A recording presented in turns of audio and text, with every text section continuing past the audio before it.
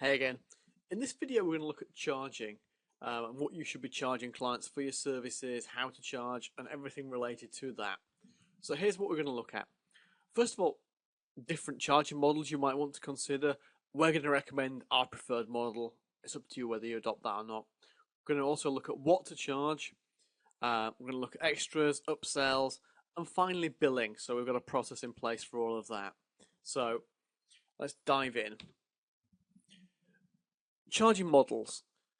There are three main models that we see on a day-to-day basis and that we come across. The first one is the all-inclusive model, where you agree with your client that you will say, we will bill you $1,000 every month, and you don't tell the client how much of that is going to go on to ad spend and how much is going to go into your fee, and you pay Google directly for the ads. You put your credit card in, you make the payment. We tend to see that with smaller campaigns, because smaller businesses tend to understand they're going to get a bill for $1,000 every month and their phone's going to ring, or they're going to get some forms for that. So it's quite simple. It's easy for them to understand. It's easy to administer, and it can work really well for a small business. It always makes me slightly nervous because it does lack transparency. And if your client ever queries it, then they may sort of think you're spending more or less than they expected. It can cause issues. And of course, your income can vary. If the spend goes more or less than you expected, then your income's going to vary accordingly. So it's a reasonable model. It's okay. It works. Good for smaller campaigns. Really hard to get away with on big campaigns. I can't think of a single larger campaign where I've seen that kind of billing model used. The next model that we see is a percentage of ad spend, where if the client spends $15,000 in the month, you get a percentage of that $15,000. And the clients get that because it's simple for them. Whatever they spend, you get X percentage of it. There are some issues with it though, and it's not a billing method I recommend at all. So the all-inclusive method has its place in the smaller businesses and can be useful for that. This method I really don't recommend. I don't recommend it for two reasons. Number one, it creates a conflict of interest between the agency and the client, because you as an agency may spot an opportunity to save your client money, but if you take that opportunity, your fee goes down. So do you want to really recommend it? You're going to have a conflict of interest. Also, it forces retrospective billing, because you can't bill until you know what the spend for a period is. There are ways around that, but why solve a problem that you can avoid creating in the first place? Really don't recommend that. I say the conflict of interest is my main issue and concern with it.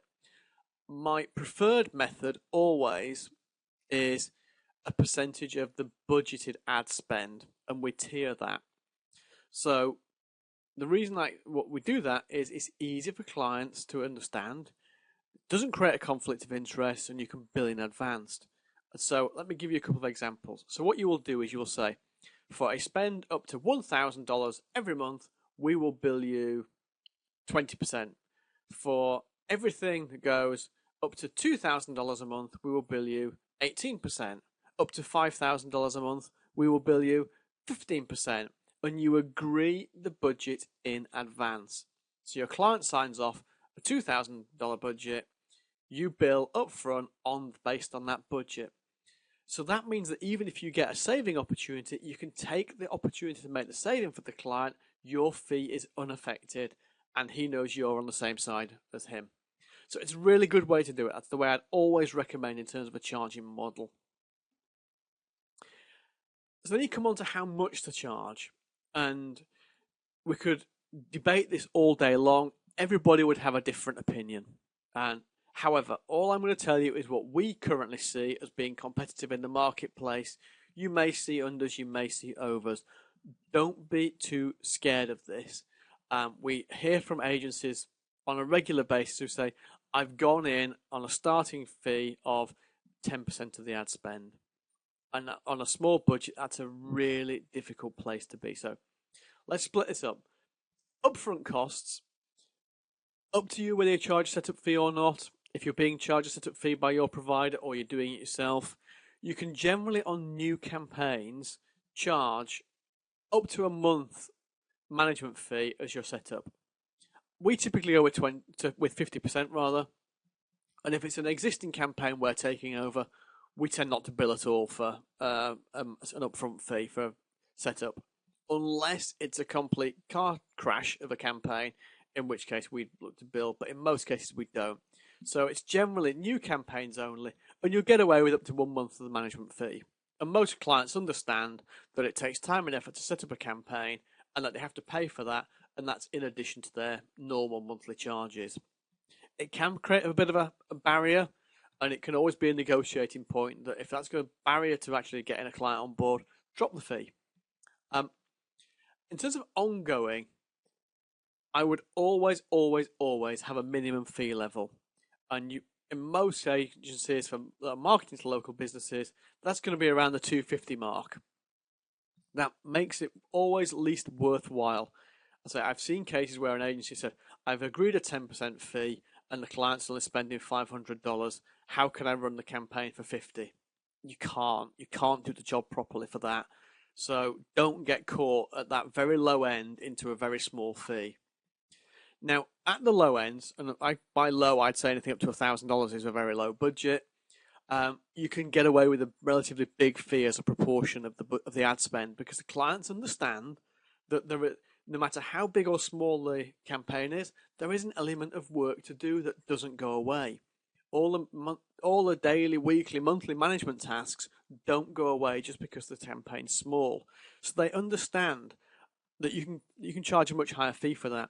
40% is on the high end, in my opinion. I've seen typically 30 is usually a good number, but you know your local market better than we do. So, use your judgment. But don't be shy. Don't be scared to put a 30% fee in, because in most cases you'll be absolutely fine. Do not be afraid to do that. Do not undersell yourself at a very low value client. It'll cause you more pain if you do. And as you go through the spends, you're going to naturally want to reduce your percentage, or at least your clients are going to expect you to reduce your percentage. I've said in there some examples. We see work time and time again in our client base and the agencies that we work with. We see that kind of spend working really, really well. At the top end, it might depend on competition. If you're on competition for an account and they've already got an incumbent, you may find your ability to charge is set by the incumbent. But then you take into account the value of the client. We've seen and we've taken on clients as low as 7%. On that sort of high-end spend, sort of $50,000 a month in this particular instance that I'm thinking of right now. But you can do a lot of things with 7% to 50,000. So again, that depends on the competition and what you've got out there. So bear that in mind. But that's a good guide for what to charge. You've also got extras and upsells. Now, these are great and important. Landing pages are super important to how well a campaign performs. If your client's got a terrible website that's not going to convert, sell them a landing page design. You'll be doing them a huge favor. If it's got a bad landing page and their campaign's not going to convert, they're going to cancel the campaign because it won't be generating the results they expect. So sell them a landing page. Don't be shy to charge $300 or $500 a page and then charge less for variations of it, because you want variations, because you want to split test the page. That's something you can bring to the table as an agency for your client. But don't be frightened to charge them for those things at all. Phone call tracking, super important if they're tracking leads at all. You have to use a tracking phone number, absolutely essential. Many good platforms out there, we'll put some links in the resources for that. But make sure you're charging at least $25 a month. Most clients understand the value of doing that. Something we also see is clients who want to run on extra networks. If they've got a successful campaign on AdWords, they may well want to expand it into Bing and other networks.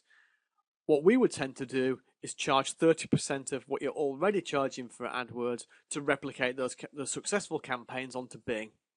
You might get a little more. 30% is a good number. It isn't too big a task to do that, and it nicely boosts your income from those clients. So they're the extras and upsells that we see on a regular basis. You might have more, but they're good ones. I mean, you might want to get into things like mobile site design if they want mobile responsive sites to run mobile ads and such like. But as a starting point, these are good.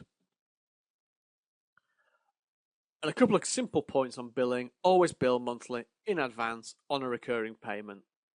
Make it really simple. Don't overcomplicate this at all. Go monthly, go in advance, and do it until cancel. And again, we'll provide some links to resources for payment providers and such in the resources along with this training. Hope that helps. Thanks a lot. Speak to you again soon. Bye for now.